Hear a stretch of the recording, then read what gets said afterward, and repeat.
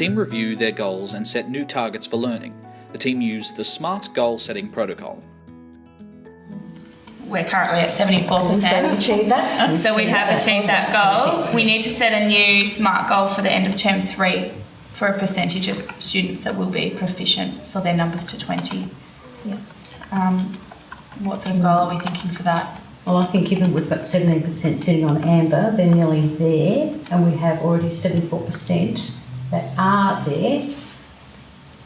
I think it's highly likely we should be able to move at least 10% of those students. So 85%? Well, and that would be the low end. What do other people think? Deb, what do you think? I think 85% is a pretty good target to reach. And Helen? Yeah, 85%, I'm happy with that. Okay, so I'll add that to our SMART goal. Our term 3 goal is for 85% proficiency for the numbers to 20. And end of year was end of year goal?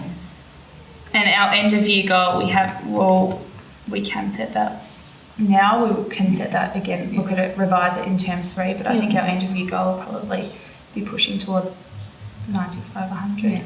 I think School-wide goal being 90. The principal and assistant principal challenge and support the group throughout the meeting. 90% quite easily. Do you think 95 is achievable?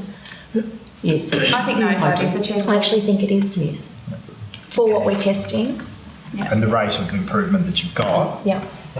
So We also set a target, didn't we, to have, was it 25% of our students above foundation? Yeah, we did. We had that goal in the That's beginning right, as yeah. well. Yes, Yeah. that's correct. Yeah.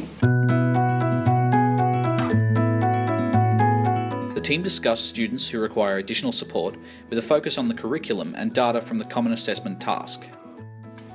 needs. So Kaylin, did you want to talk about yours first? Well, currently I don't have any students that are in that red below 50, but that doesn't mean that I'm not concerned about my 3 lowest children. They're in the amber range. JK has had a 20% growth, so he's sitting on 55%, which is he's just over the line in terms of my knowledge of him.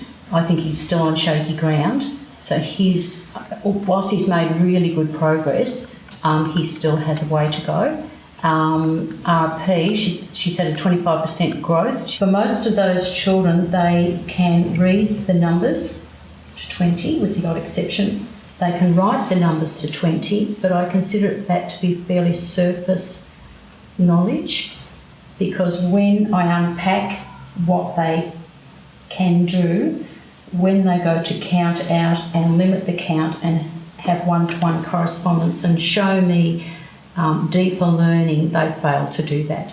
So I think when I look at what they know, it's more rote learning, but I don't think it represents a deeper level of learning for those students. Only had a small growth of 8%, even with all of the intervention that we've been offering from the beginning of the year, because he started off on 0%. So he's getting the additional intervention 4 times a week and plus additional class time practice, and there's still not been any growth there. So we're investigating that as to why that's happening. Red band, I can definitely see progress. I've got JL, who's made 48% or 46% growth. Wow. Yeah, so that's huge for him. From a very low Low start, that's percentage, great. 2% at the start to 48% now.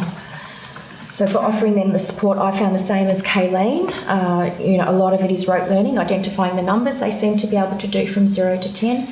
Mine's very similar. I've got one AF who is at 42%, so he's in the red at the moment. However, he has had a 13% growth, and together with mum and dad, as well as interventions in the classroom, we're working to support his needs as well. Yeah.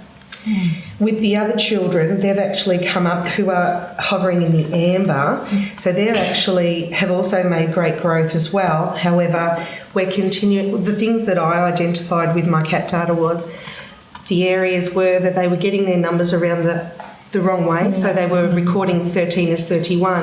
So place value has become a huge component of our introduction in our mathematics work and our continued work as a whole group as well, and then working with the focus groups on the floor to support their additional learning. So what we're doing is we've got an aide that's coming into our room for half an hour every day or 4 days a week. Yes. And she's taking our three or four sort of lower kids and working on their specific needs. So And we've developed that program together. yeah. And we're checking in on Liz, and she's telling us about their progress, and we're seeing a direct link, aren't we, a real improvement in their level of confidence. Yeah.